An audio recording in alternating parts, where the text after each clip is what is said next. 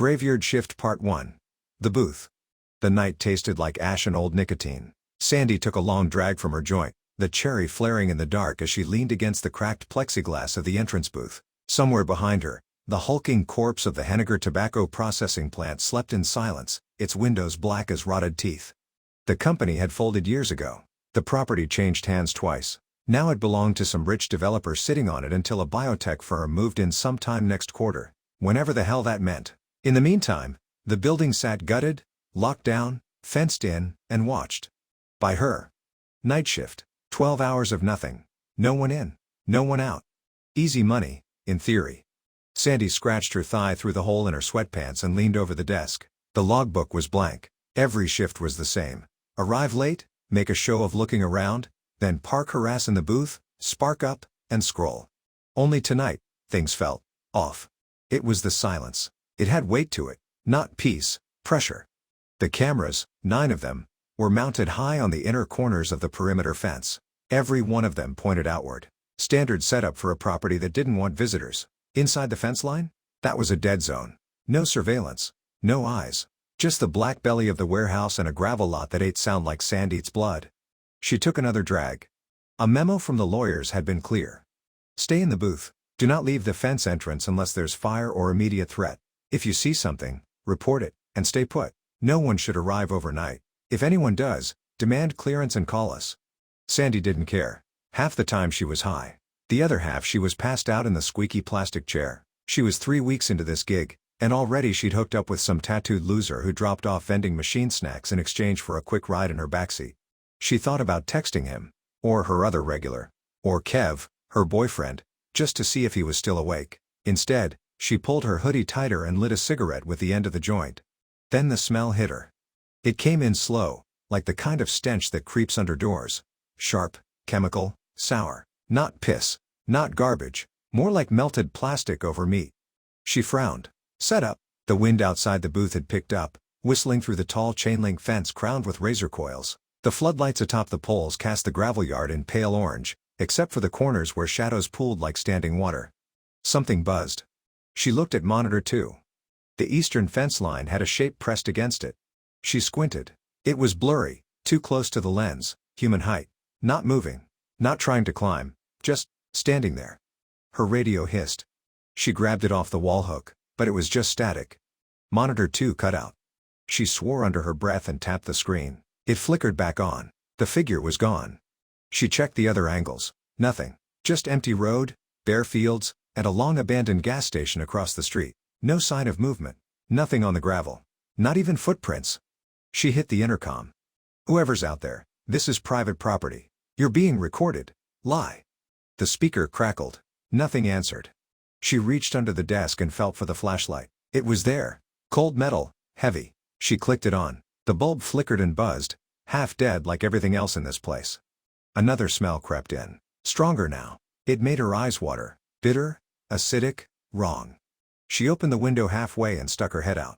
The warehouse loomed across the gravel. 4 stories of soot-streaked brick, sealed doors, and rusted pipes. Old tobacco signage still clung to the facade like the skeleton of a ghost ad. Henniger, trusted since 1891. A loud thud echoed from inside the building. Then again, heavier, closer. Sandy stepped back. Her spine tingled. She locked the booth window and clicked on the exterior floodlights. Nothing. The warehouse door was still shut. No wind. No movement. Just shadows stretching longer than they should. The radio hissed again. Then a voice. Faint. Crackling. Handle it. ZZZZ. Don't go inside. She blinked. What? The radio screamed. White noise, max volume. She dropped it, heart pounding. Then the lights died. All of them. Booth, fence, monitors, yard. Gone. She sat in the dark, breathing hard, the only sound the ringing in her ears and the slow, rising drip of something behind her. She turned. The booth ceiling had a wet streak running down it, dark, syrupy, trailing toward the floor. She looked up and saw where it began. A bulging panel near the vent. Then her phone buzzed.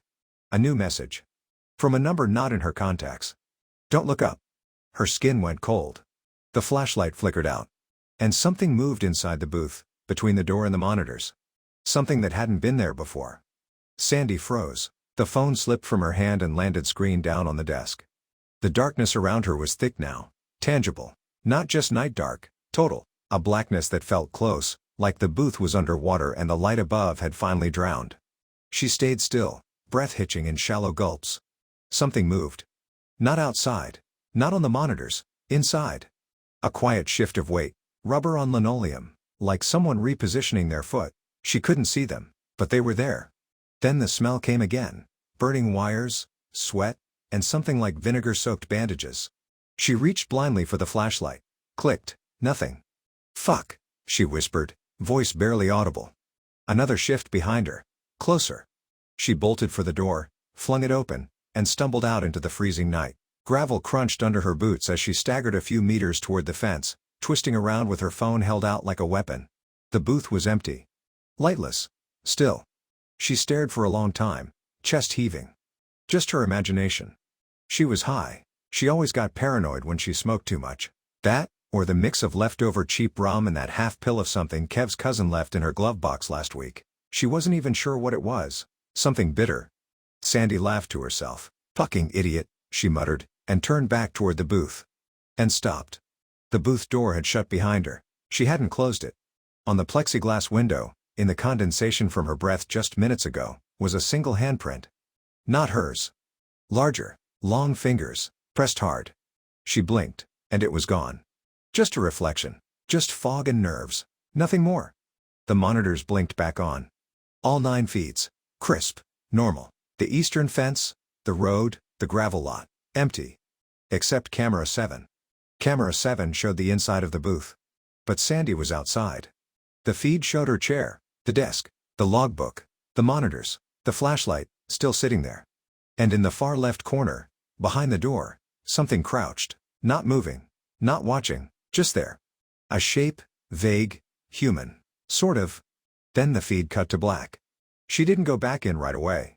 She stood in the yard, arms wrapped around herself, cigarette lit with trembling fingers. Her breath came in quick bursts. She kept glancing back at the booth. Empty. Silent. What the fuck was going on? Was she hallucinating? Was that pill laced? Or was she cracking up? The thought came sharp and fast, just like her mom. Sandy hadn't talked to her in over a year, but she remembered the late-night calls, the paranoid whispers, the accusations, the crying. Mental illness didn't care about timing. It came when it wanted. "Get a grip," she whispered. Her phone buzzed again. Same number. "You let it out." She dropped the phone. Didn't even try to pick it up this time. She needed to leave. Screw the money. Screw the job. Something was wrong here, and she wasn't going to be the dead girl they found after 3 weeks of weird smells and blurry footage. But the gate wouldn't open. The keypad blinked red. She tried the override code. Nothing. The manual release switch had a padlock on it. "No.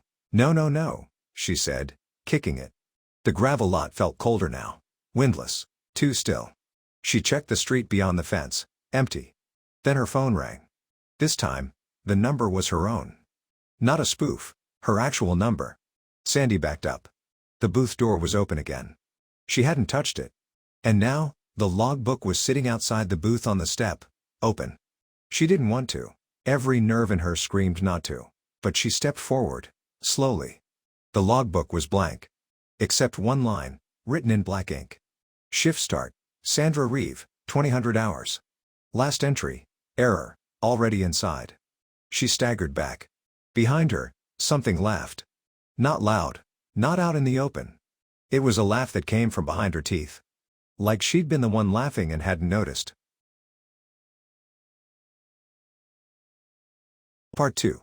The noise in the walls. The booth was lit again, faintly. The monitors buzzed, the desk lamp flickered. Her chair sat empty, slightly turned, like someone had just stood up and walked off. Sandy stood outside, unmoving, cold down to her bones. The logbook's last entry stared back at her like it was carved into her skull. Last entry, error, already inside. She shut it, hard. Her hands shook, but she forced herself to breathe. In, out, like they taught her back when she was trying to clean up. That lasted 3 months. Maybe 4, long enough to get her first real job, private security at a student dorm near Randers. She hadn't thought about that job in years. Didn't want to. But now she couldn't stop the memory. Raw, invasive, like a muscle spasm in the brain. The kid's name was Peter, 18, maybe 19. Always smiled. Always carried his laptop like it was made of glass. He'd wave at her from the elevators, friendly in a way that made her uneasy. One night, he didn't wave. One night, he walked out of his room with no shoes, no coat, and went up. Not down. To the roof. She'd seen it on the cameras, but she didn't check it, didn't call it in, didn't even leave the desk. Too high, too tired. Thought. Probably just sneaking a smoke. He jumped 20 minutes later. They found him with both ankles twisted backward and one eye missing, birds maybe, or something worse. No suicide note, just his laptop still playing a video, some girl singing softly in German. She told herself for years, he would have done it anyway. But deep down she knew. She saw him. And she didn't move. A sound snapped her back to the now. The booth door slowly creaked open wider. No wind. No draft. Just that nauseating burnt meat stench, rolling out like steam from a sewer. The smell had weight. Sandy covered her mouth and stepped back in. Her phone was still on the desk. Screen cracked. Battery almost dead. It had a new notification. Audio recording, saved automatically. She didn't press play. Not yet. Instead, she sat, gripped the edge of the desk. The monitors flickered. All feeds clean. Except camera 3 now showed a new object on the far end of the gravel yard. A single folding chair. Not there before. Something was sitting in it. Slumped. She leaned in. Her breath caught. It was her. Same hoodie, same sweatpants, head hanging low like she'd just nodded off after a binge. Then the image flickered and changed. Empty yard. No chair. No figure. Nothing. She hit rewind. The footage didn't exist. Just static. The audio file on her phone played by itself. A burst of static, then breathing. Wet, labored. Her voice came through faintly, like a voicemail left by accident. No, I didn't. He was already on the roof. I told them it wasn't my fault. Then silence. Then something else. A whisper. Not her voice. You saw him. She threw the phone across the room. It shattered against the booth wall, battery popping loose and skittering to the floor. Her hands were shaking again. Something was wrong in her head. She knew it, had felt it building all week, the hours melting together, the forgotten conversations, the noise in the pipes that sometimes sounded like voices. That smell. And now, a new noise. A rhythmic tapping. No, scraping. From inside the wall of the booth. She pressed her ear against the cold metal. The sound got louder, sharper. It wasn't rats. It was too slow, too deliberate. It moved behind the wall. Sliding, dragging. Like fingernails. Her stomach turned. She grabbed the flashlight, smacked it against her knee until the bulb coughed into life. The batteries were half dead, but it would have to do. The noise stopped. Just silence again. Then, knock knock knock. 3 quick hits, right behind her, inches from her spine. She spun. Light trembled in her grip. Nothing there. Then the radio hissed again, not from the booth's unit. From under the desk. She crouched. There was a handheld CB, an old one, crusted in dust. She hadn't seen it before. It was on, glowing faint green. It buzzed, then played something. Static, then a recorded message. Her voice. Young, clear, back from the dorm job. Yeah, it's fine. He's just on the roof. No big deal. A pause. Another voice, an old supervisor. Deep, slow. You sure? Then the silence. Then the unmistakable sound of something hitting pavement. Then a scream. Her scream. She grabbed the CB and yanked the batteries out. Silence. But outside the booth, every floodlight snapped on at once, blinding white. Something stood at the edge of the lot. Facing the booth. Arms at its side. Just watching. Sandy blinked, and it was gone again. Part 3. Flesh memory. The floor was moving again. It pulsed, slow and rhythmic, like it was breathing under her boots. She stood in the middle of the old warehouse, surrounded by conveyor lines that hadn't run since before she was born. The machinery loomed around her like rusted skeletons. She didn't remember walking in. Not exactly. She remembered light. Then black. Then the feeling of being dragged. The cuts came first. Small ones. Like razor blades drawn lightly over her thighs and stomach, just enough to bleed. Sandy tugged her hoodie up and saw them in the flashlight's flicker. Lines and curves carved into her skin like cursive handwriting. She couldn't make sense of them. One bled more than the others, a deep gouge right above her hip bone. There was something inside it. She poked at it, breath-catching, and pulled out a folded page from the logbook. Her hands shook as she opened it. Just one line. "You deserve this." Then her legs gave out. She hit the concrete hard, pain blooming across her side, and when she tried to catch herself, her left arm bent the wrong way. Bone snapped. A white-hot bolt of agony surged up to her shoulder. She screamed. The sound echoed through the empty factory like it belonged to someone else. Then silence. Then the laughter again, faint and echoing from somewhere just out of sight. Hers, but not hers. She crawled for what felt like hours. Rooms changed shape behind her. Hallways reappeared in front of her. The more blood she left, the more the place seemed to come alive. Shadows growing bolder, machines humming without power, vents leaking warm breath. She found a mirror. An old employee bathroom. Cracked tiles. Mildew. She looked at her reflection. It didn't move with her. It just smiled. And whispered. "Peter says hi." She threw the flashlight at it. The glass didn't break, but the mirror did. All on its own. The shards clattered to the floor. In one of them, she saw herself, alone in the booth again. Clean. Normal. Eating chips. Watching TikTok. None of this had happened. Had it? She closed her eyes. Focused. Breath in. Breath out. Focus. When she opened her eyes again, she was back in the booth. Lights on. Monitors humming. Her broken arm was bandaged. Sloppy, but effective. There was blood on the desk. Her own. She could smell it. The radio clicked. Shift check-in. "Sandy, status?" It was her supervisor. Jørgensen. From her first job. Dead 3 years. She picked up the radio with her good hand. Her mouth opened. But no words came out. Just the faint sound of someone screaming far away. Muffled. Like it was coming from inside the booth walls. She stood up, dizzy. On the logbook, another entry. Patient has been non-verbal since arrival. Subject scratches herself in sleep. Severe delusions involving former co-workers. Loss of time and identity. Watch closely. She backed away from the desk. Everything was wrong. She turned to run, and slammed face first into a wall that shouldn't be there. The booth door was gone. So were the windows. Now just padded fabric on every surface. She screamed. Clawed.